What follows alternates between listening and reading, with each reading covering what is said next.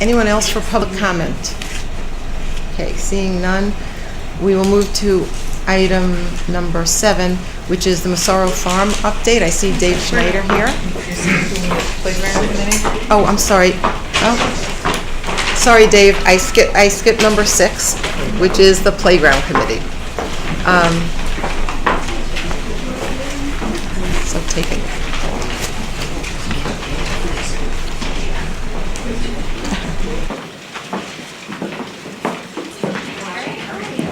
Hello.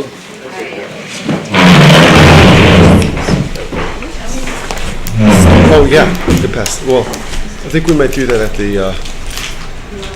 We'll do it during. So we are looking at some additional site work for the playground, and we will start with consideration of a bid waiver. Do you want to speak to that, Tony? Sure. It's come to our,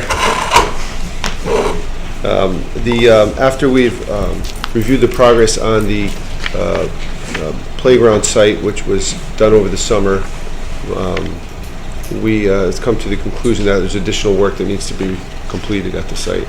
And I'll let those who are more familiar with that speak. Adam and Terry is also here, who can help out with this conversation. And so our thought was part of the issue here is that there's a grant that we received for $68,000 approximately through Miracle that expires at the end of this year. So we have to have the playground up and operational by the end of this year, or we could possibly have a problem with that grant. So we don't really want to risk that. So that's our goal. And so we did have some work done over the summer from which was some donated labor with some materials that you remember from one of your previous meetings, and some additional work needs to be done. We feel that it would be helpful if because we're in such a time crunch, that the contractor that is installing the playground also does the remaining site work, because their site department or their site contractor does this work all the time, and we feel it would be helpful to our timeline. Right. Does any of you want to add anything? When the site work is completed, it's going to take approximately, if the contractor takes over, it's an additional week. But then from there, all the equipment, etc., is here in the town. It's been here since May. It's in storage. But it's actually going to take an additional month for 1 month of work, consistent work, for them to actually do all of the installation, all of the surface materials, all of the subsurface materials that go in on top of the site work. So as Tony was mentioning, if we do not get the playground installed by the end of this year, we lose a grant for $68,170. So our goal was to, find a way to be able to get that site work completed and still have time to actually install the playground equipment, because the grant is contingent upon the playground equipment actually being installed. So that was our ultimate goal. So even if we were to start immediately, we're looking, at a late fall opening for the playground. Right, and the bid waiver, just to be clear, is to award the bid to Miracle, which is the company that is installing the playground, so that if there are any questions, any concerns, they're right there. They know exactly what they'll need for the playground installation. It will be smooth and minimize any further delays. The equipment is Miracle Recreation. The installer is Creative Recreation, John Hollerback, and he has a 27-year reputation that he obviously wants to continue. So as Ellen was saying, he's very competent in what he does. His site person has worked with him for those 27 plus years. So they work well as a team, and they are able to assess the site, see what needs to be, and there won't be any, by giving it to Creative Recreation, we won't have anyone or any miscommunications along the way. It'll be able to begin and be completed with them managing everything and being responsible for everything. Thank you. Is there a motion to approve a bid waiver for the remaining site work for the playground. Sorry? See what? You can It's- hand out the. Do you want to There's a- do the motion first? Just and the then- Yeah, I just want to do the and then motion ask second. questions? Yeah. Is there a motion? So moved. Is there a second? I'll second. Thank you. Sorry. Okay. Excuse me, who moved in second? I think I moved. And I second.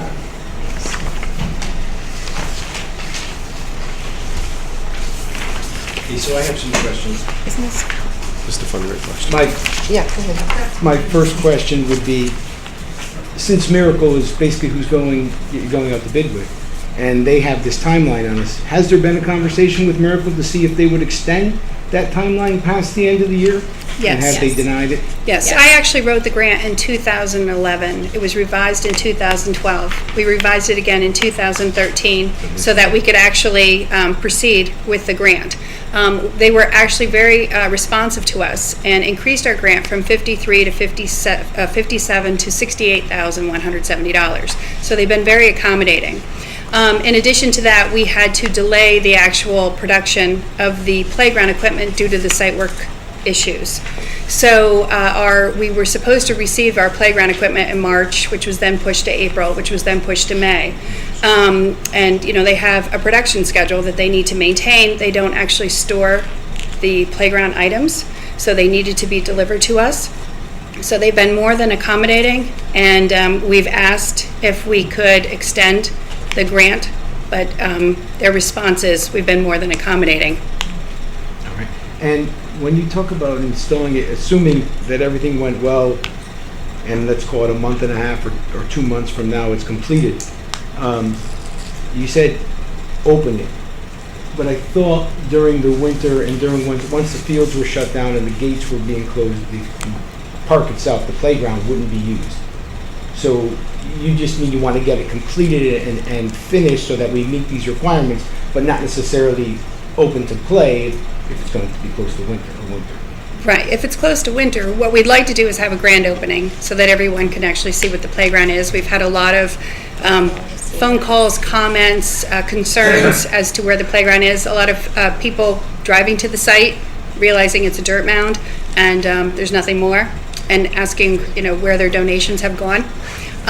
So it would be nice to be able to have a grand opening. If it's open for a day and it needs to close, so be it. But our goal is to at least have a grand opening to show people what the community is providing to them. I think if we didn't have the equipment in storage and the pressure of the timing, it might make more sense to wait till the spring, but given Rather the than wait. facts of this particular situation. Maybe we'll have a warm winter.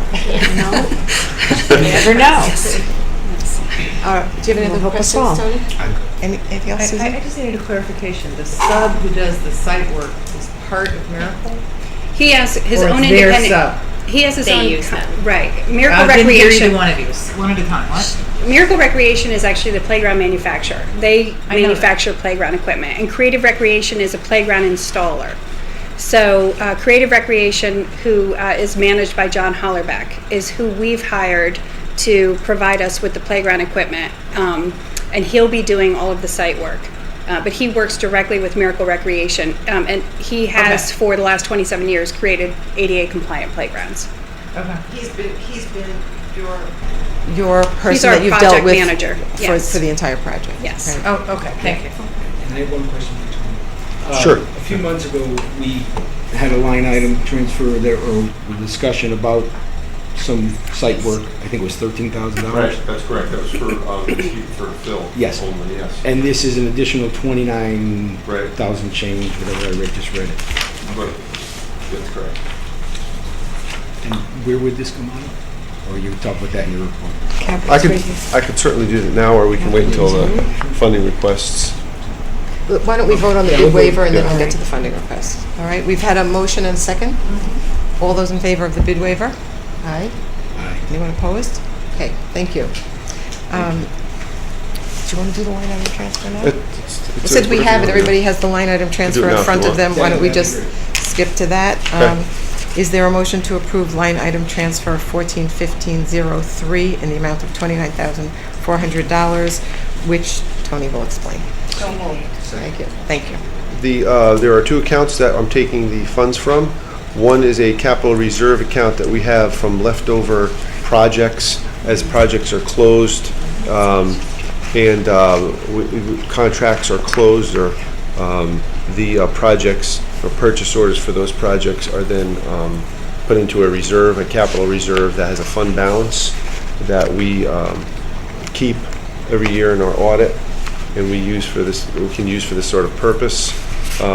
There are some projects that have just recently been completed that have not closed into our fund balance yet, and that's the other item here, which is some tennis court improvements that we had some money in. That's the balance of the fund, of the transfer. So it comes from these two different capital accounts that are effectively complete. And so the idea was to use capital funds for capital purposes. Any questions for Tony? All those in favor of line item transfer 141503, please say aye. Aye. Thank you. Thank you very much. Okay, Dave, now it really is item number 7.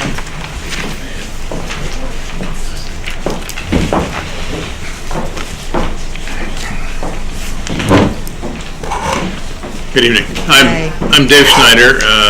I'm the president of Massaro Community Farm.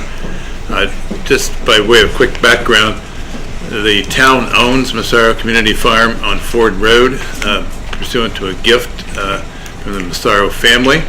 About 6 years ago, the town leased that farm, consisting of about 60 acres, to Massaro Community Farm, which is a tax-exempt nonprofit organization. In turn, the Massaro Community Farm subleased it to Massaro Farm CSA with the town's approval, and that is the group that operates the farm, actually is responsible for growing and the actual operation. Suzanne Worth is the president of that nonprofit group, but she's going back to school with her son tonight, so she wasn't able to make it. As many of you know, Steve Muno is our farm manager. He's been with us from the beginning and does a fabulous job. Katie Poole is the executive director of the Massaro Farm, Massaro Community Farm, and has done likewise an excellent job.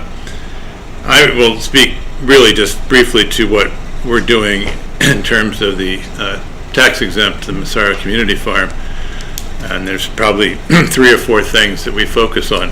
One of them is community building, and some of that includes the dinner on the farm, which we concluded had a couple weeks ago, which was attended by over 200 people, even though it was raining, and but we had a wonderful evening. We also do a family fun day, which is coming up mid-October, which the community and particularly young people are involved with.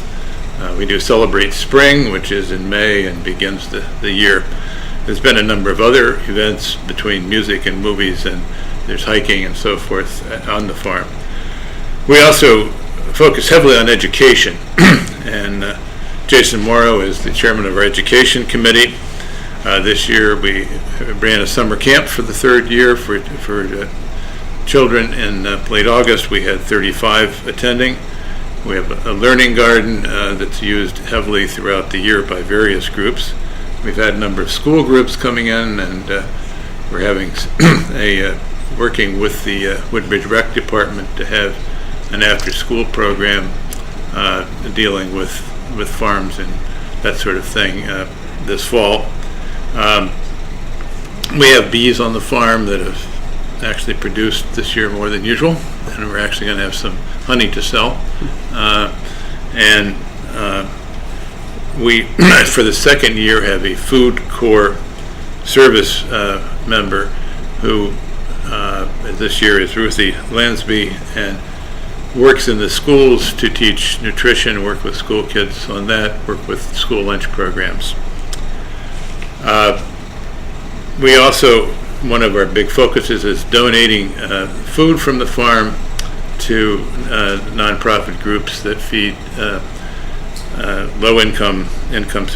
insecure people. For the first half of this year, we've donated over 3,000 pounds to various groups, including the Woodbridge Senior Center, the Salvation Army in Ansonia, and the Connecticut Food Bank. And we'll expect to double that by the end of the year. The last thing I would just simply say is that, as you may know, we're dedicating to being an organic farm. Lots of times when people think about, and we are certified organic, they think about organic food and the fact that it's more healthy and the food-wise or fresher or whatever. But I would also like to emphasize that means that we're not using any pesticides on 60 acres of town land. And one of the things I think people forget when they think about the problems with non-organic farming is the amount of pesticides. So we're very pleased that we're not using any of those. So that's my quick report. If anybody has any questions, I'd be glad to answer them. The dinner was fabulous. Thank you. It was a wonderful event. Yeah. It was wet and rain though. That was, It was a A deluge. deluge. that was amazing. But it helped build even more community Correct. spirit at the farm. Had to huddle. No. Yeah. I have a couple of questions. Sure. if I may. I just want, if I Sure. can just, Dave, I just want to thank you and say that now, as a ex officio member of the board, the town and the farm are working much more closely together. We've already had some productive results of that, and I really appreciate the operation of the board and the topics that you take on. And I think for so many of our town residents, Massaro Farm is just such a wonderful addition to our community. And Farmer Steve and Katie do fabulous jobs. Suzanne runs her board incredibly well, so I want to thank you for that. Yes, and I did mean to mention that you were now on our board, which we're glad to have. Yeah. Good input. And it's Yeah, wonderful. please. It's a wonderful place. I understand that and from the annual town meeting, or not the annual town meeting, the annual meeting at Massaro Farm last year, there were some issues related to membership. Correct. And have you worked on that? If indeed so, I'd like kind of an update on how that's going, because there was some confusion, at least for me, Yes. as to when my dues are due. Yes. And I was going to hear about that, haven't heard yet, so I haven't sent it in, but I want to be sure to get them in at the right time so that I can vote this Right. time at the meeting, because I couldn't last time, as you know.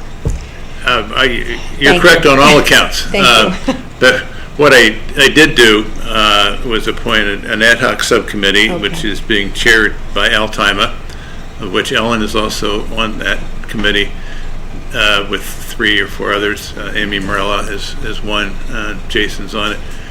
To look at the whole question of membership and what it means. And I will be the first to admit that we've been a little fuzzy on that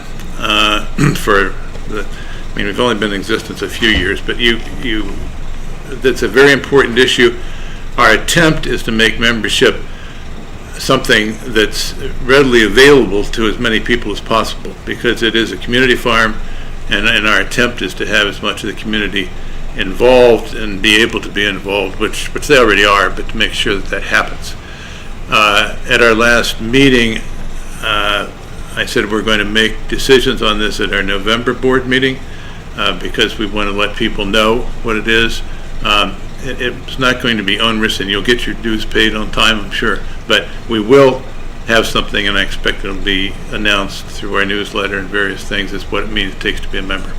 I actually looked, and I paid in July of 2013, so I think I was due in July of 2014, but it's not clear. Well, one of the You tough know, issues is the annual It would be dues nice if you issue. paid every year, Right, but for an organization really as small as we are, right.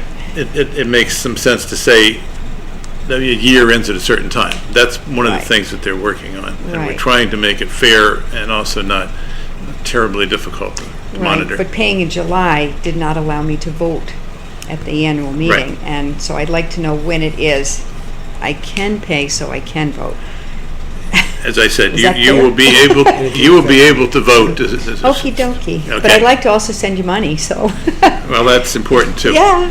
And you're Okay. going to make that public in it? Yeah. Absolutely. Okay. Yes. No, we're going to Not make. just to Beth, but to the rest. Oh, no, no, no. Yeah, right, I'm not the only No, one. I we'd think like that to have this lots of affects. people join, Right. and but what I think I'm trying to say is we're trying to make it not terribly expensive to join, because we do want to have the whole It's a community wonderful involved. thing, and I want to give you something, and I'd like to. Yeah, well, you continue can always to give participate. more than your membership dues. I know, but I'd like to do If I that. could Just follow up on that. I think both the board generally and the subcommittee that's working on the membership recognizes that there were significant problems at the annual meeting last year, that there was some perhaps inappropriate restrictions on voting, and it was very unclear. And at this point, we're really working on having something that is clear to everyone and that's fair to everyone, and perhaps a system where there can actually be, and Dave probably doesn't even know this, but it may be possible to do annual renewals and let you know a year after your membership. Up until now, that has not been possible. So it's all in the works. Yes.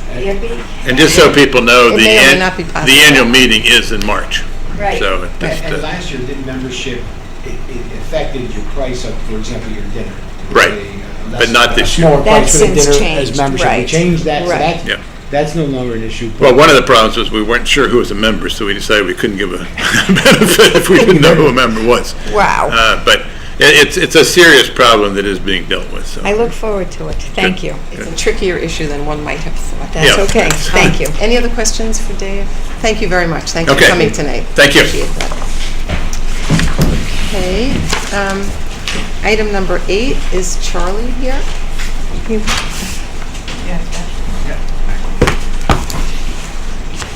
The old man takes a little while to get up nowadays. I'm Charlie Whiting from Troop 63 of Woodbridge. But Charlie, where's the old man? I'm introducing my standby. Would you please sit? This is Sue Bay. I told you you're going to have the big chair. My name is Susan Lee. Okay, and This is Christina Witt. I have been involved with the tree sale for the past 6 years as chair and co-chair along with Charlie Whiting. We are lucky enough to have Christina Witt joining us this year as co-chair. The tree sale, as you may or may not know, for Troop 63 has been in existence for 51 years. It is a very successful event, especially for the boys, who probably rank the tree sale as one of the most exciting and fun times of their year. It builds a lot of self-esteem, their skills, interacting with the public and the community, and just, believe it or not, all-around good fun. So we're proud to hopefully be able to continue that tradition, and we'd like to ask you tonight for permission to continue having the sale, which we have out here on town land. and I believe you're supply al- us with what you've always done in the past. and also a contribution of $600. Right. Yes. Are there any questions? I'll make a motion that we move forward with this, as we have in the past. As outlined in your memo, that we approve this with the $600 toward the cost of the trailer rental and provision of the necessary electricity for the trailer and illumination of the area, as well as a porta potty for use during the duration of the sale. Right. You need anything else? Nope. Okay. Is there a second? Permission for the signs? Huh? Permission for the signs? No. Any questions or discussion? If not, all those in favor? Aye. Aye. Anyone opposed? Thank you very much. Thank you. Thank you all. Okay, I hate to retire. You'll never retire.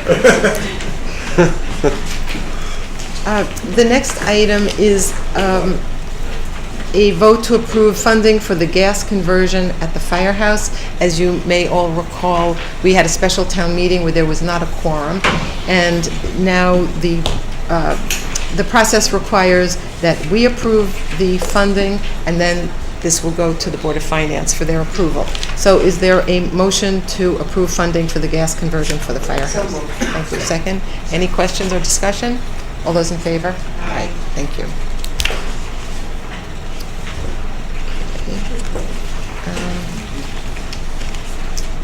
Okay, Tony. Thank you. I'd like to review our preliminary 2014 year-end results with the board. And our report is a little different than you usually see, so I'd like to review that with you. The result is a shortfall in actual cash dollars of $343,337. In the budget process, however, we budget for a $400,000 use of fund balance, as you all know. So actually what that effectively means is that we're approximately less than $60,000 ahead of what we had budgeted for, because we only had a shortfall of $343. When I say shortfall, I mean that's the use of fund balance that we'll have for that fiscal year. So that leaves our fund balance at $4.5 million, $4,586,070, and it's about 9.85% of our 2014 budget. There are some still entries to be done and some audit adjustments possible, so this isn't a final number, but it's pretty close. So I just wanted to give you a heads up on that. Some highlights for the year: taxes will experience a surplus of a little under $100,000. Intergovernmental revenue is surplus of $122,000, mostly from town road aid, which was $120,000 additional funds that we received. Department revenues, a shortfall of $791,000, primarily from golf revenues, which you are all aware was $788,000. Interest income is below our projections by about $25,000. Most of our activity was on the revenue side of the budget in terms of deficits. Country Club will experience a surplus of $323,000. The waste management surplus is about $77,000, and there was reduced tonnage in recycling and municipal solid waste this year, which contributed to that surplus.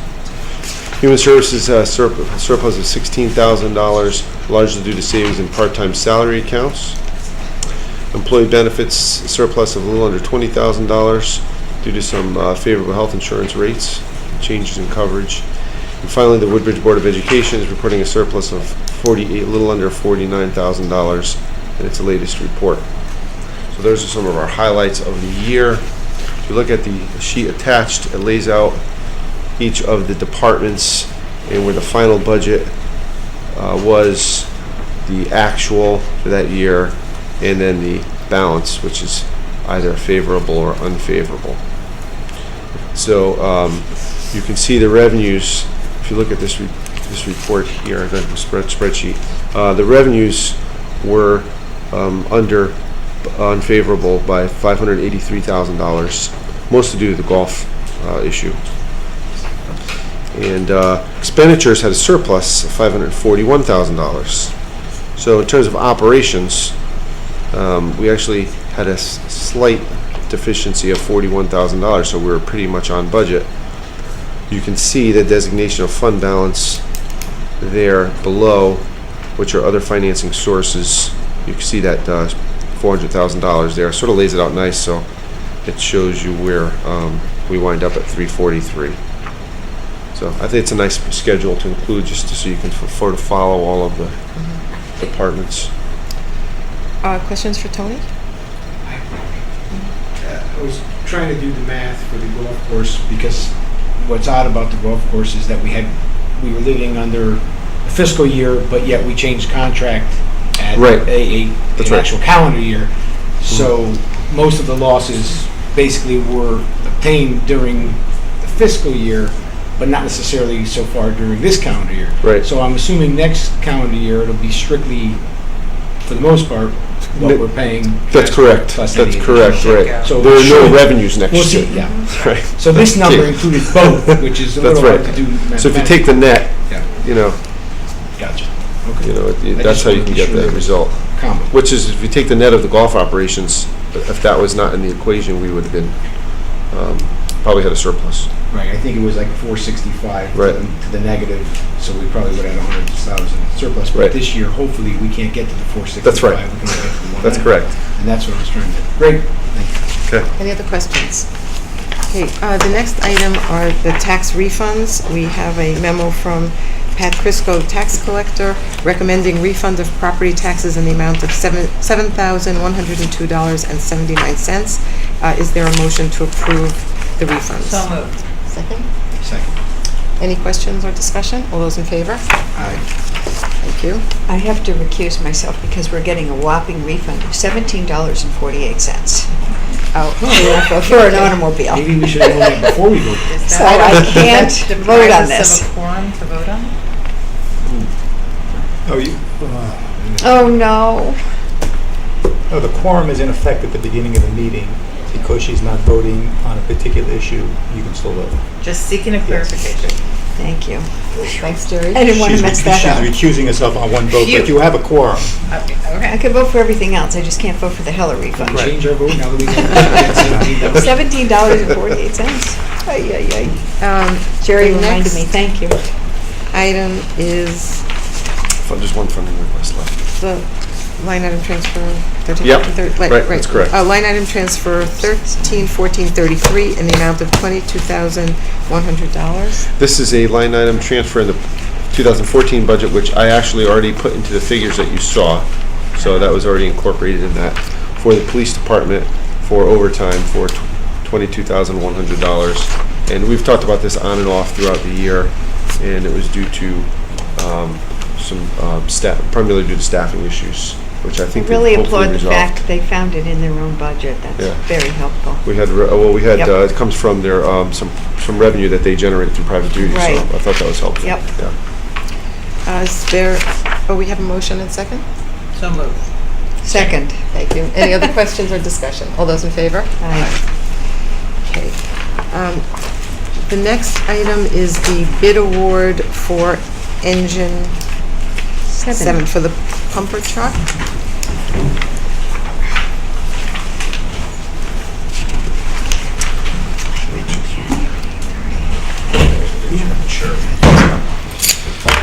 You got the age on me. Would you identify yourselves for the record, please? Sean Rowland, Fire Chief. Elia Alexiadis, Chairman, Fire Commission, 14 Seymour Road. Sean, do you want to speak about the award that you're looking for? Yeah. What I'm going to do is I'm going to pass this out so you guys have a visual of what we're looking at.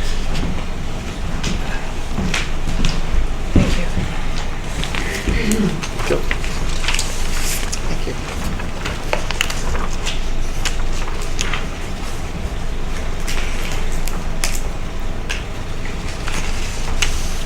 I have a cold, so I'm going to let Sean do most of the talking, but we're here on a recommendation and selection from the Fire Commission. We approved the recommendation at Monday's meeting. Okay, so the Fire Commission has approved the proposal that Sean will be describing Yes. to us. Thank you. Okay, back in late November, we formed a committee to replace number 7, engine 7 at the time. Engine 7 is currently a 1990 emergency 1 apparatus. It's a second due engine in. It's got dual purposes. It does drafting and it also does pumping. What drafting is most of the town, actually 90% of the town, doesn't have fire hydrants, which everybody knows about since everybody's on well basically. Happens is we drop big portable ponds in the middle of the road, and we have tanker trucks that come and dump water into these ponds, and this truck specifically is designed to suck the water out of the pond and then pump it up to the attack engine that's fighting the fire at the scene. What's happened is over the last few fires we've had some issues with it not performing to its ability. We had some failures with it. We had to replace the engine with another engine at the scene of a big fire last year. So it was time to replace that engine before the aerial at this point. So what we did is we came up with a spec. There was a committee. It was myself. It was Chuck White, Jim Code, who is the chief engineer of the fire department, past Chief Mark Santoro, and Mike Horton from the Fire Commission. We met with a bunch of companies.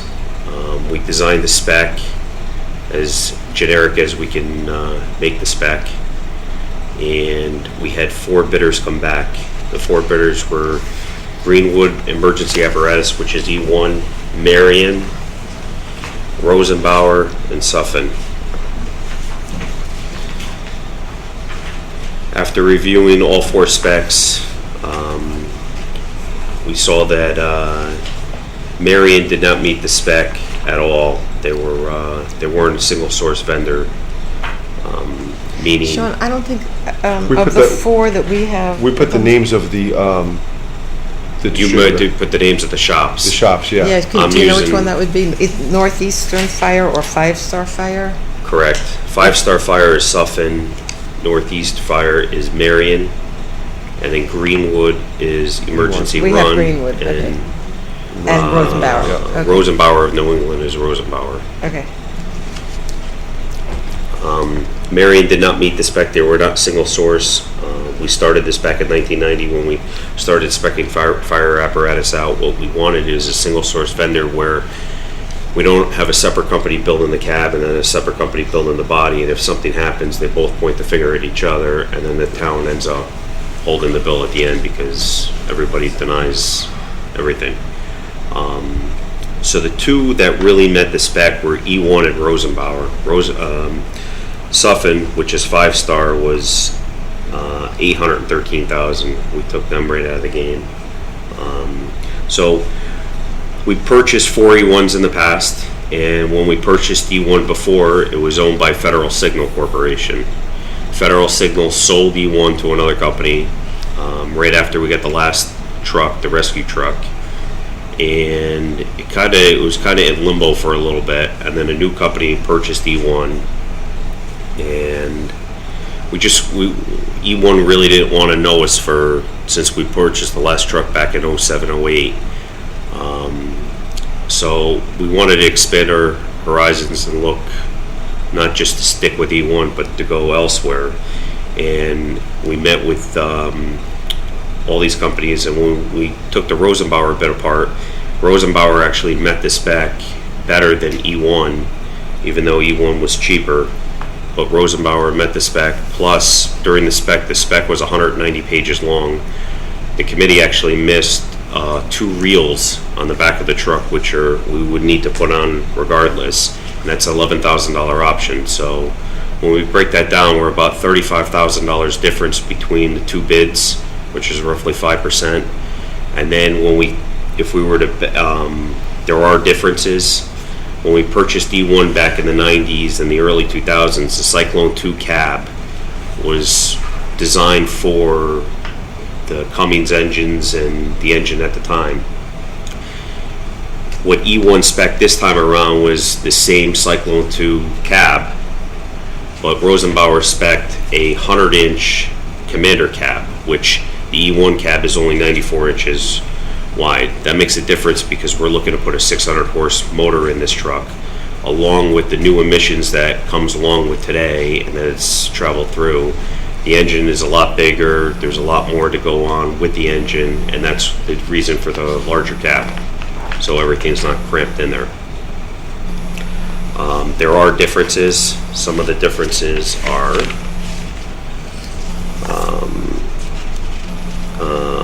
the front axle has got a better cramp angle. We had in the spec for a 46-degree cramp angle.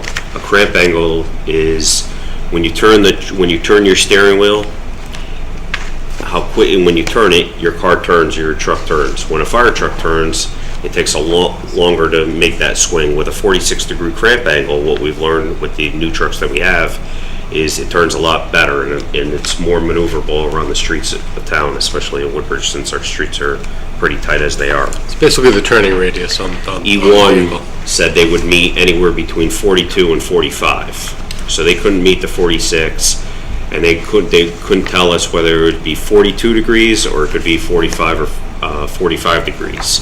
So that's that's one of the big items that we saw. The brakes are better in the Rosenbauer. Instead of going from an S-Chem brake, we're going to a disc brake. So there are differences there. There are differences on the wheels. The wheels on the Rosenbauer a little bit better. They'll hold up. The rims I'm talking about, not the actual tires, but the rims will hold up better to the salt and the chemical that's used on the road today.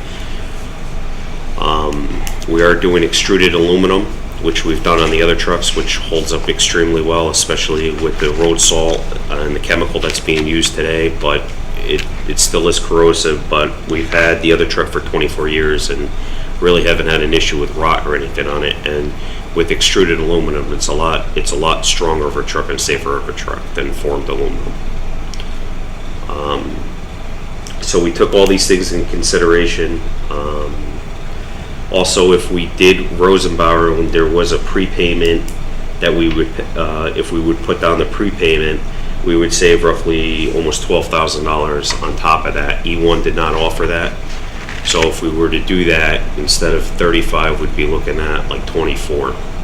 So we'd be even closer with that number. So the committee, after careful consideration, the committee recommended the Rosenbauer truck. We brought it to the Fire Commission Monday night. The Fire Commission voted to accept the committee's recommendation to go ahead and purchase with the Rosenbauer and send it to the Board of Selectmen. We had a thorough discussion and it passed unanimously. I'm sorry, third discussion. It said we had a thorough discussion and it passed unanimously. Thank you. Sean, what is the life expectancy of a truck like this? How long do you think? About 25 years. And just so the numbers are clear to everyone, the price was $785,738 less on the chart, on the bid comparisons. We have $733. There's the trade-in number that brings it down. And then you said there's an opportunity to save for a prepayment allowance. If There is a savings of $12,000 if we were to do that. That's And also the reels that Rosenbauer included in the spec, since we missed it, they included it. E1 did include it, and we'd have to do that anyway. So either we would minus the 11 out of Rosenbauer, or we would add it to the E1. So it brings them $11,000 closer. Correct. Okay. So we were $46,438 minus roughly $11,000 would be $35,438. Okay. Are there questions for Sean? Okay. In that event, is there a motion to award the bid 2015-02 for the pumper truck to Rosenbauer, New England? Second? Second. Any questions or discussion? I have one question. I just want to clarify, and maybe we can talk about it come finance time. I thought we might know, what was the number we would have to prepay and by when out of that 785 to save the finance structure of I don't have that number in front of me. I think it's It's not the here. whole thing, right? No, it's not. Part No, of it it's was like- by I a think certain it's- time. It was a lot. It's a Yeah, big number, but at a certain time. correct. I think it was 300, roughly It was $350,000, $300,000. $360,000. Yeah, I'm just wondering what it takes to save the breakdown. So that really relates to the financing and how we're paying it. There's the potential there to save it. That option isn't there on the E1 vehicle. Okay, we have a motion and second. All those in favor? Aye. Thank you. I just want to also give you an update. The oil water separator's in the ground. Hopefully we'll be able to use it. I'm anticipating in the next week. Once the paperwork is all signed and we get the proper permits. And we are progressing along on the patio. We had a meeting, myself, Tony, and Bob Blythe yesterday over at the firehouse. We walked through it. The fire association's done quite a bit of work there. On the patio, we looked at trees we were going to plant. We looked at the fence, exactly where the fence was going, the split rail fence they wanted to see in there. We're going to plant some more trees for them and black out the panels. Right, panels on the lights. Right. The dumpster corral is going to get done hopefully this month with the curb that comes around. We've added, where we always had the grill out there on the cart, we put in some block where we set the grill into the block, so it's out there. And we actually had a pizza oven donated to the fire department too. So we're progressing along. We've talked to Bob. Bob doesn't have an issue with any of it. Everything is on the approved area, on the approved footprint of the patio. So if anybody has any questions. I'm a mushroom and green pepper, just when you get to that point. It looks really nice. It's, You they've know, done a great job. we've heard about the pizza oven before, and I know you set the grill in the blocks. Yep. And Terry's been out there. I think we've had all the Yep. appropriate inspections. Terry's been It's out not there, a building issue. But I think in an excess of caution, I would ask this board for a motion to approve the pizza oven and the grill in the blocks. It's on the approved patio. I don't think there are any issues. But since it's on town property, I think it would be better if we approved it formally. So is there a motion? And it also may be within the 100-foot Board of Selectmen buffer that was implemented years ago, just to make sure it's... Actually, okay. where the grill is, it's not, it's where the The pizza. grill is in the pizza oven, Yeah. right, So we it's just want- on the it's patio, on it's the approved, but patio. just to be Just sure to be that... safe, Yes. you want to cover all bases and make Right. sure it's fine. Sure. So is there a motion to approve placement of the pizza oven on the patio and the grill set in the blocks? Second. Second. Any discussion? Questions? All those in favor? Aye. Okay, anything else? No, we just had, we had a busy summer. We had a individual, Paul Rossi, come to the fire commission meeting the other night. You're stealing my liaison report. Oh, sorry. He was very thankful and appreciative of, he had a fire at his house on July 3rd, and we were able to save the house, and according to what he's telling us, it was a 200-year-old house, which is one of the first houses in Woodbridge, so it's good. And we had a few search and rescue calls, which some turned out okay, some didn't turn out so well, but we did get letters back from those people, and they were extremely thankful for how the departments work together and how everybody conducted themselves. Well, I was going to say in my report later, but I can bring it up now, how well the fire department and the police department working together handled the tragic situation with Sam Sheckman. I know that it was a very difficult situation for everyone, and I want to commend all of you. I was at the fire commission to thank you, as well as the police, and I know the family was very complimentary and very grateful They for how were. you handled it. So They were. thank you for all of that. Okay, Anything else? Okay, thank you so much. thank you. Okay, we now have a request for a bid waiver for Ice Begone salt additive. Tony, you want to Right. speak to that? Sure. This is a salt additive that we use every year from Morton Salt, which is the sole provider of this product that we've been using in the past and had great success with, as you can see by the memo from Cindy Pecca. And so we would like to request the bid waiver for this sole source for Ice Begone for $83.91. Morton salt, it's kind of funny. I have some at home. It's probably not treated though. That's actually what I use for my homework. Is there a motion to approve the bid waiver? So moved. Thank you. Is there a second? Do I have to hold a little umbrella like this? If you second the motion. Second. And a blue can. Any questions or discussion? All those in favor? Aye. Thank you. The next one's taken off. Yes, the second bid waiver for the police vehicle has been taken off the agenda at the request of the police department. And item F, I will recuse myself from item F and ask our second selectman if she will handle that item. Thank you. Please.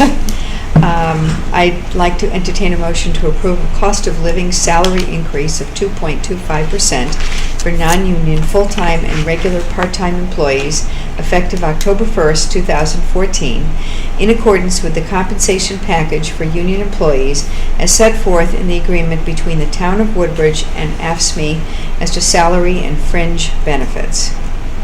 Second. Discussion. Oh, was that a motion? So moved. Discussion. Wait a minute. I think we still need a motion. I'm entertaining Oh, I the thought you motion. made the motion. No, I'm entertaining, I guess, yeah. I think you made the Boy. motion, I think Susan is seconding. I'm going You with what Jerry relinquished the said. chair to me and look what Right. happens. That's okay. Okay, so the motion has been made and seconded. Is there any discussion? A question for Tony. Sorry. How many employees does that include, or what is the total cost? There's about 80 full-time employees and about 20 or so part-time employees, a little over 20 part-time. Non-union? Of those, no, those are all the total employees. total. Yeah, and so of those, non-union is 20-something, 25. So the total impact to the budget at 2.25%, just looking for the total number. I don't have that off the top of my head. Yesterday? I have to try and figure it out for you. I honestly don't know. Includes the Board of Selectmen, by the way, 2.25% of your salary. We're getting a raise. You know what that is? I thought I got 5,000. It's in the budget, yeah. Yeah, it's in the budget. Make that motion. It's budgeted for in the budget. Yeah. That's why I was just wondering what the number was. Yeah. That's fine. Okay. So the motion has been made and seconded. Any further questions or discussion? All in favor? Aye. Aye, thank you. Back to you. Thank you, Matt. Excuse me, Jerry, I'll recuse myself also. Oh, right, okay. So we can Wait, do that. right. 3-1. Okay. 3-0. 3-0. 3-0. 3-0. 3-2. Because there was a I quorum when we recuse myself, started. you Okay. abstain. I just want to be like you. Okay, Lawrence, I take that as a great compliment. So, Tony, other. Another, yes. Yes. I thought I'd give you an update on the Merritt Avenue Bridge. I'm ready. Okay. So, the contractor has gotten to the point where they dug the piles for the bridge. And as a result of that process, they wait till my limited knowledge here, they reach bedrock and then they know the length of the piles and then they order them. So there's a natural process here where there's a delay between when you get the length and then when their products are ordered and delivered. And then they're installed. As I understand, those are en route. There's been a little bit of it's been a little longer than they'd anticipated in their schedule. So it's taken longer than they had hoped and we'd all had hoped. That being said, they have submitted a revised schedule to us where they will still complete their work by their contract end date, which is the end of November, which avoids the next winter shutdown. Good. So what they basically, in effect, have to do is instead of doing them on regular time, they had to do them on overtime and double shifts and that sort of thing, because the town has a liquidated damages clause in the contract, which is about $1,100 a day. So, and we've put them on notice that we intend to activate that if they're behind, if they're late. You So, sent I sent the certified letter. Yeah, and that's the end of November. Correct. They have to- So, And understandably, residents in the area have been concerned because they don't see because anything there's no work happening being done. and are wondering That's what's the going on. main It's reason. the same for a while. Right. Yeah. Yeah, Yeah. that's good. Thank you, Tony. Okay. Jerry, Town Council report. Just a couple of things. Sean mentioned the oil-water separator issue and how it's being worked on. As you know, the town is pursuing some relief against Newfield Construction, the company that was in charge of the construction of the firehouse. We had an expert take a look at the leak, he was an LEP, a licensed environmental professional. He concluded that the oil-water separator was improperly installed, and we're put Newfield Construction on notice. We also put the subcontractor that actually did the installation. There was a meeting here at Town Hall last week, which I attended by phone because I was out of town. Ellen was there. The insurance companies were there, Travelers, Newfield Construction representatives, a lawyer from Newfield Construction, so it was quite a big meeting. And the bottom line is we have to get some more information to Newfield in the way of estimates of what we actually spent on the project. Yep. And then hopefully they obviously dispute that it was improperly installed, so there's going to be an issue. We think we have a fairly decent, a very good case. And we'll know a little bit more, hopefully by next month, as to where we stand. So if there are no Thank questions you. on the oil water separator issue, then I will move to the Freedom of Information Report update. This has been a topic going around for the last several months, and I thought it would be a good idea for us to get some clarity on what Freedom of Information actually means for the Board of Selectmen and other boards and commissions in town. So I took it upon myself to actually research 3 issues which seem to be repeating itself on several occasions as to what really is the responsibilities of members of boards and commissions and members of the town. I had a extensive discussion with Tom Hennick at FOI about the issues, and the first issue was what constitutes a quorum of a town board or commission. The question arose, I think, as a result of a meeting at the Conservation Commission, as to whether the quorum is based on the authorized members of a board or commission, or whether it is based on the actual serving members at the current time the issue comes up of the members of the boards or commissions. For example, our ordinances set the amount of individuals that are allowed to be on boards and commissions. Very often, some of those members resign, and it takes a month or two, or sometimes even longer, to fill the vacancy. And the question is whether we use the number that is in the charter, or whether we use the number that is actually being filled at the time. And Tom Hennick at FOI said that FOI does not have any rule or regulation that concerns quorums of boards and commissions, and it's up to the town itself to make that determination based on the charter. Our charter clearly said, our ordinance clearly says in 75-10 that a quorum constitutes a majority of the members. And we have concluded, and Tom has agreed, that the members mean the actual serving members at the time, and not the authorized members of the board. So that, I hope, is clear, and we intend to notify all the boards and commissions chairmen of this resolution, and hopefully that will end that part of the questioning for the future, unless something else comes up on that issue. That's number one. Number two, we've had some discussion, and there have been some issues as to what actually would constitute a quorum of a particular board, what would actually constitute a meeting of a particular board if a quorum was not present. And this might be a little counterintuitive, because the FOI law does speak in terms of quorums to enable a meeting to actually take place, but there have been interpretations by FOI that it doesn't necessarily mean in all situations that you must have a majority of the members of that commission to constitute a meeting. And as a matter of fact, two individuals of any board or commission could constitute enough people that a meeting is taking place. And for example, if those two individuals of a board or commission, I think we had some situation with the Board of Selectmen meeting department heads and employees of the town to go over issues. If those issues are things that may come before the Board of Selectmen, even though there is not a quorum present, there were only 2 out of the 6 members of the Board of Selectmen present discussing issues with the heads of boards and commissions, that in and of itself at that very moment could constitute a meeting. And the Freedom of Information has issued 2 decisions to that effect. There is a split. Tom did say there was a split. There was one case that said it doesn't constitute a quorum, another court case that said it does, but FOI is interpreting the law to mean that 2 or more members of a board, even if it is not a quorum, that gather together and speak about an issue that might come before that board, then you have a meeting. So we all need to be mindful of that and not get us into trouble. As a matter of fact, one of the cases that the FOI has ruled on involves the town of Woodbridge. So we have set precedent for the rest of the state in that 2 people, it doesn't necessarily mean that you need to have a quorum of the Board of Commission, just 2 or more people could constitute a meeting. So something for the future to think about, and hopefully we can avoid any of the pitfalls that might come about in the future on that issue. So, can I ask a question about that one, Jerry? I know there was a time, apropos of this evening's discussion, when it was encouraged, for example, that members of the board go and tour the animal control shelter, or we might want to take a tour of the new building.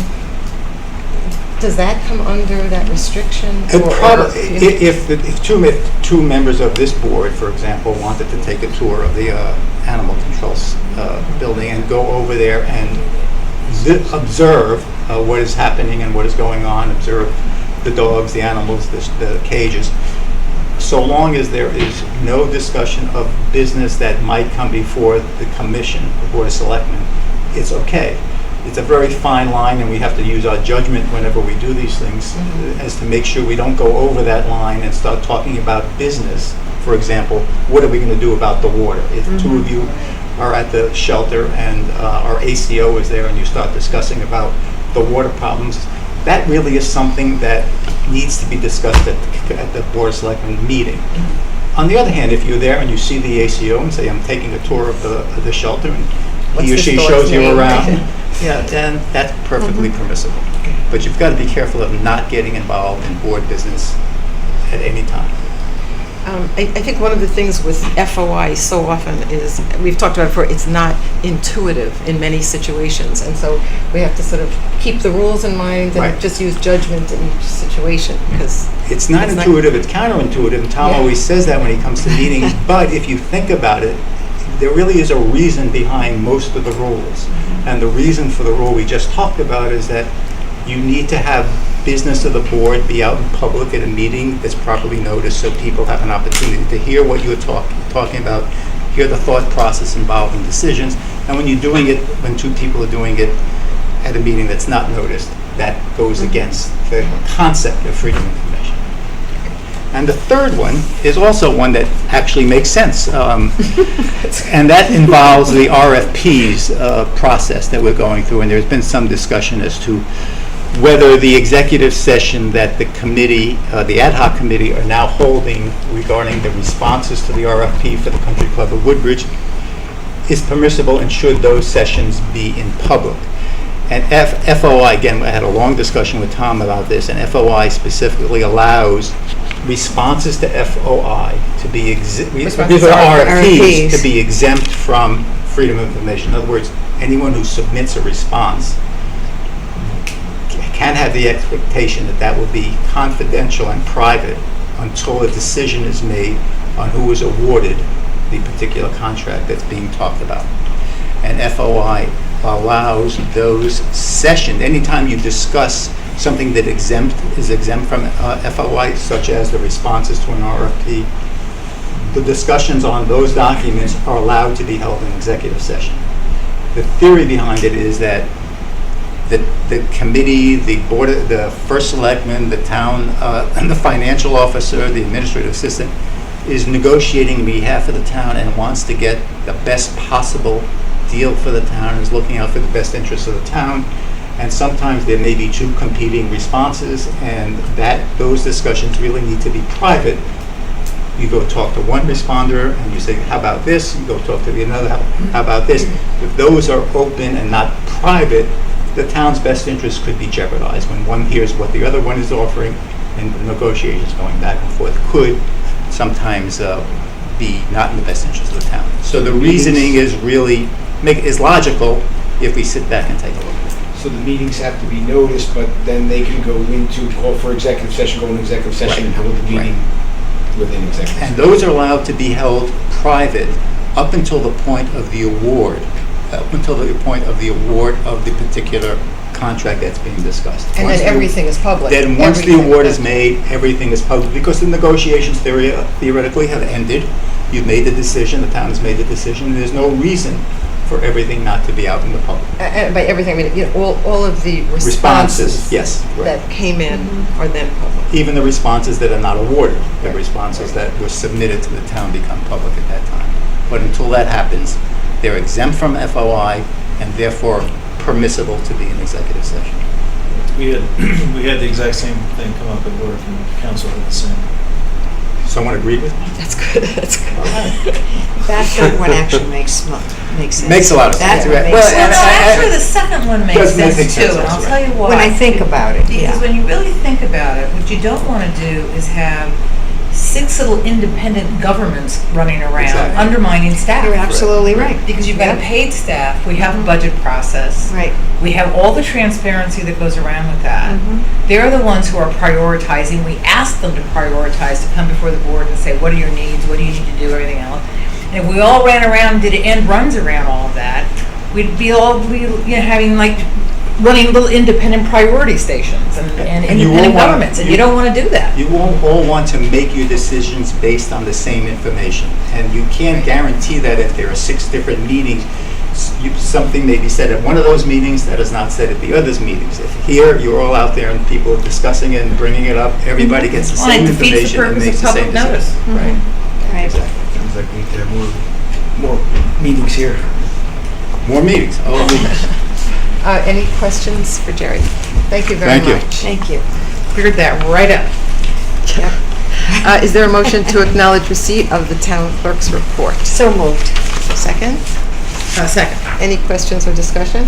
All those in favor? Aye. Okay. Minutes. I'll entertain a motion, please, to approve the minutes of the special Board of Selectmen meeting of May 20, 2014. So moved. Second? Second. Thank you.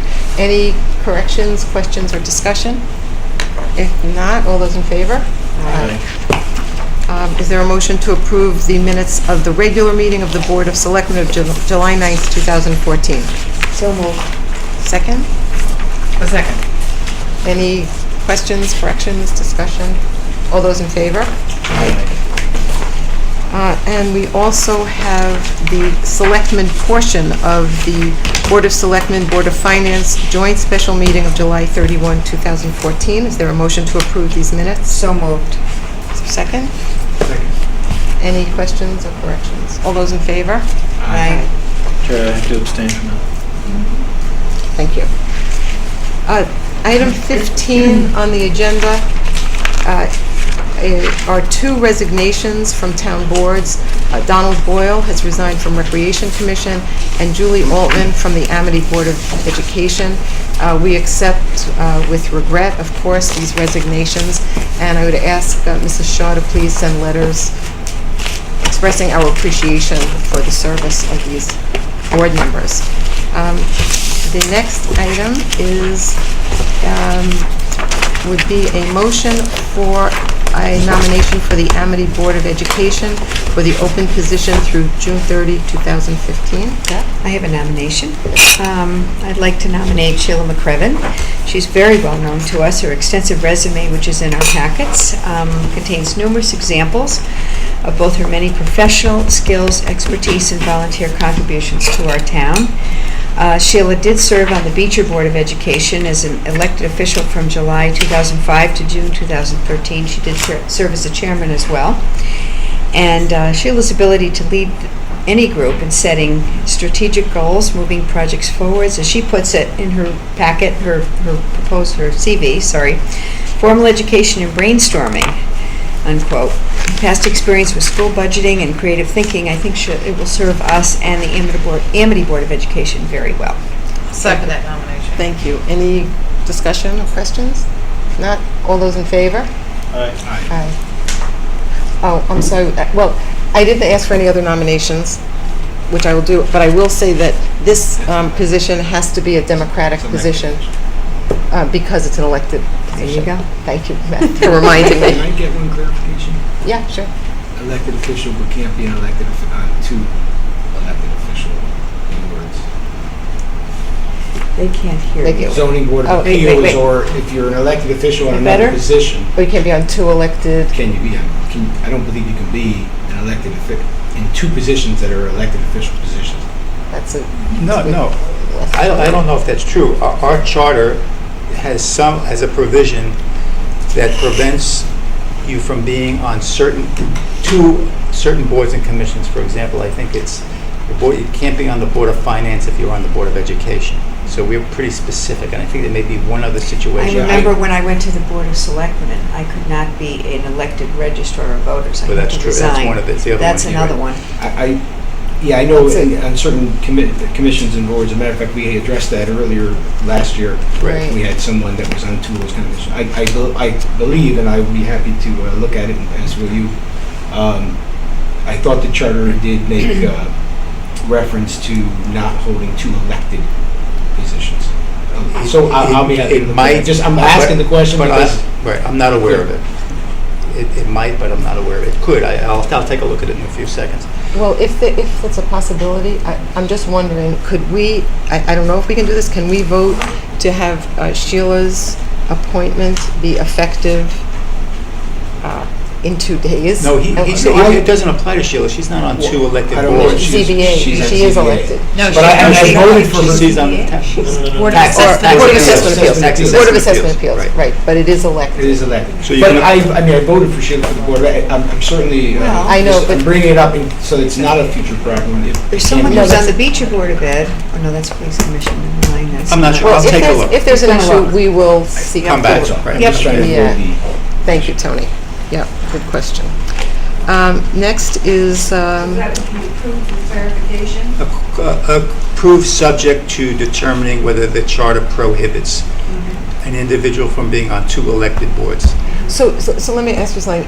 If it does, would we be better off, and is it possible to approve this 2 days hence, so that if there is an issue, Sheila can Resign. resign, ZBA. and that way she'll be prepared to go on the board, because I know they like to have Did you the say that vacancy you go- saw this in the Thought charter? I read in the charter, I'd have to go back, I might have marked it, unfortunately I don't have it with me. This was not about this issue, but earlier when we had this discussion way back. It was on when we elections, included I mean, on And I thought, ethics, and there I was a... thought I had read that 2 elected officials were, in other words, you couldn't hold 2 elected positions, but I could be, You like I think- say, I'll try to find it. I'm just Okay. trying to bring it up before we have an issue with it, and I voted for Sheila. so Okay. something- I'm just All right, well, we'll quickly, just- I'm in the section the title elected officials and elections, and I do not see it here, but I'll take a quick look right now. Okay, so And I'll we're going to see- leave the motion as is, and the approval as is, and if we find there's a problem, we'll fix it. Okay. Is that satisfactory? Thank you. The next vacancy that we would like to entertain a nomination for is the Economic Development Commission for a term to expire June 30, 2015. Beth? I'd like to nominate Pennell Hamilton. His wife's here in the audience. I'm going to do him proud, I hope. Pennell has a professional curriculum vitae included in your packet that shows someone who's clearly well-educated and professionally recognized. He's the husband of our own Beecher Board of Ed, Margaret, Chairman Margaret. They have a daughter currently in the Amity school system, I believe. He has since recently retired, and he's expressed a desire to become more involved in giving back to this town. How lucky for us. Pennell is very interested in serving on the Economic Development Commission, and I believe due to his extensive work history and ability to move projects ahead while incorporating everyone's ideas, he will be an asset to this commission. I'll Thank you. second the nomination. Thank you. Are there any other nominations for this position? Well, I guess I have one. I have a discussion. I mean, I'm looking to, there's 2 openings and I can go up, so I guess I'm putting up a name for one of those 2 openings. The one that Beth has made a nomination for one opening, and the question is, are there any other nominations for that same opening? Sure, I guess I'm putting a name forward for the same opening, though I thought there were 2 openings. So I guess I'm putting name of Edward Weinberg for the position of Economic Development Commission. He's a resident of town, a business owner, and I'm sure you all have his resumes in your package. Someone with a lot of high energy who was looking to get involved with the town, and I think would be an excellent candidate. Thank you. Is there a second? Okay, seeing none, we will vote first on the nomination of Pennell Hamilton. All those in favor? Aye. Aye. Thank you, Tony. The next item is the Conservation Commission. We also have an opening there for a position. I'm sorry, I have to interrupt.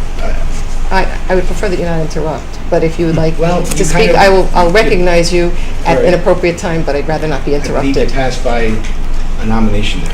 I believe there's 2 spots available. We've known about it for months, and you did say we're going to do appointments, and the fact that you don't have a second name, and there is a second name open for a second spot, I think would do the commission justice and the town justice. That's a commission that has floundered. In the last 5 months, they can't get, they only had a quorum a couple of times, they had to cancel a meeting, they had to have meetings without quorum, they're down more than one commissioner, they've had a hard time for 2 years getting quorum, and to be honest with you, to knowingly just appoint one position, though there's 2 positions open because you only have one name that you want to put forth, I don't think is justice to the town or to that Tony, commission. would you like to make a nomination for the second position? I would love to make a Go ahead. nomination for the second position. I'll entertain the motion for the I'm second nominating position. Ed Weinberg for the position of Economic Development Commission. Again, town resident, business owner, I believe high energy, excellent choice for the commission, and it would be a great help for the commission and the town. Thank you. Is there a second? Seeing none, we'll take that up for a vote. Thank you. The next item is Conservation Commission, position open to June 30, 2017. Beth, do you have a motion? I'd like to nominate Frank DeLeo. He sent us a lovely letter, which is in your packet. He's been before our board many times. He is chairman of the West River Restoration and Flood Mitigation Committee and the West River Watershed Coalition. He's been a tireless conservation and water preservation advocate for many areas in our town.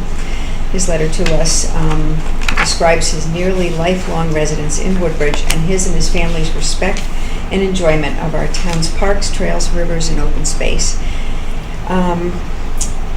Frank, as he puts it, will be just the one to help promote and preserve the spirit of conservation that has existed for so many years in Woodbridge as the newest member of the Conservation Commission. Thank I'll you. second that nomination. Thank you. And having worked with Frank on some of these West River issues, I think he will be a terrific addition to the commission. Are there any other nominations for conservation? Yes, I have a nomination of Robert Pryor. He's a resident of Woodbridge for many years, has an extensive resume that's very apropos for such a group as a Conservation Commission, and I believe he'd be an excellent choice. Thank you. Is there a second? Seeing none, we will take up the nomination of Frank DeLeo for Conservation Commission. All those in favor? Aye. Opposed? I'm going to abstain. One abstention. Tony's abstaining. The next item is a opening for the Recreation Commission for the period ending June 30, 2017. Have a nomination, Beth? I do. It's my pleasure to nominate Jane Chernow. I've known her as a friend for many years. She's been active at Beecher School. We met about 20 years ago, involved in her synagogue, and remains an energetic participant in various community projects. She writes in her letter of intent that she was raised in a family that for many generations donated their time and expertise to a myriad of local establishments. She's very excited about joining the Rec Commission. She's been a member of the Country Club of Woodbridge Pool for many years and has also expressed a desire to work with rec members to continue to further promote all recreation activities in our town, and I think her wonderful energy will be well appreciated and welcomed by the board. Thank you, Beth. Is there a second? I'll second that. Any other nominations for Recreation? Okay. Seeing none, we will vote now on Janie Chernow for Recreation Commission. All those in favor? Aye. Thank you. And I make the request that the two open spots be addressed next month, both in Coopop and Economic Development. You can certainly make the request. I'm not assuring that it will happen. I will say with respect to Coopop, the next meeting is, I believe, not until December, so I don't think there's a rush for Coopop. Also, with respect to that commission, there had been some discussion about combining Coopop and conservation. I don't know if the chairs are pursuing that or not, but I think, Tony, you had spoken about it in I don't think a liaison they are. report. You don't And think the they only reason I asked about Coopop is you're right, they may not be meeting until December. However, they may, because we have asked Michael Looney of Malone and McBroom to meet with them to go over the final 10-year plan that they are. Well, and they certainly could meet to hear that. I don't think that would be a problem. They've been holding meetings and they've had quorum at most of them. A couple they've struggled because they have one member who's either had something that affecting their life. They have not made many meetings. So that combined with, that's a 6-member board. So that combined with the resignation, they really have 4 to pull from. And luckily they've been able to get all 4 most of the time. But I'm sure they would like to fix it. Thank you. Oh, sure. Tony, just going back to that holding more than one office, Section 8-5B says the holder of any office or membership on any board may simultaneously hold any other office or membership on any other board of the town unless otherwise provided by the charter, statute, ordinance, or resolution creating such board. And I said there's the Board of Finance, and then there's a section that specifically says members of the Board of Selectmen can't be on certain things. Members of the Board of Assessment Appeals can't be on the ZB zoning board. Right. But there's nothing else, and I would think that in this situation, if there was something, the Amity Board is not a town board, it's a regional board, so Yeah. it probably No, would be in our I charter. wasn't thinking about being on two boards as much as two elected positions. No, So I'm if I just find saying. something, I'll let you know. If not, it's great. Well, Like I say, I voted for just the so- women's, it's not like I'm just trying to avoid that. If it's a possibility, if I find something, I'll certainly let you know. Okay, so it Yeah, looks it like looks like we're we're okay, fine. but if It not, looks like you'll we're let us know. The next item is the first selectman's report. I'd like to first congratulate our fire marshal, Joe Capucci, who received the 2013 Life Safety Achievement Award. That's in your packets. Joe does a terrific job for the town, and he's a wonderful person, and wherever he goes, people are very appreciative of what he does for us. Also in the packets is a letter from the Pease Place Playground thanking us for the brick that the town provided.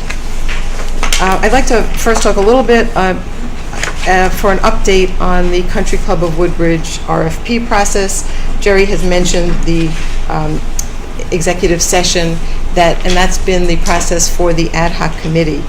I just also want to update you, the ad hoc committee is the same group that led the community conversations that we had with respect to the country club. That's Carolyn Wolf, who's the chair, Andy Esposito, Gary Desir, Debbie Freed, and Tom Kennefic. They're now also joined by Deke Hotchkiss and Chris Lovejoy. Jason Morrill had been named to be on the committee, but he just has too many commitments in town and can't participate. The ad hoc committee has met twice and interviewed each of the two bidders. The group is now collecting additional information for its next meeting, and it's been agreed that they will move as expeditiously as possible, but in a thoughtful and careful manner, because this issue is of such great importance to the town.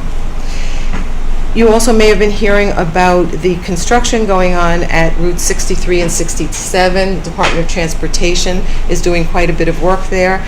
There have been some meetings with residents who are concerned about the plan. Other residents are very much in favor of the plan. This is a state project, and Senator Crisco and Representative Clarities have been taking the lead on working with DOT about this.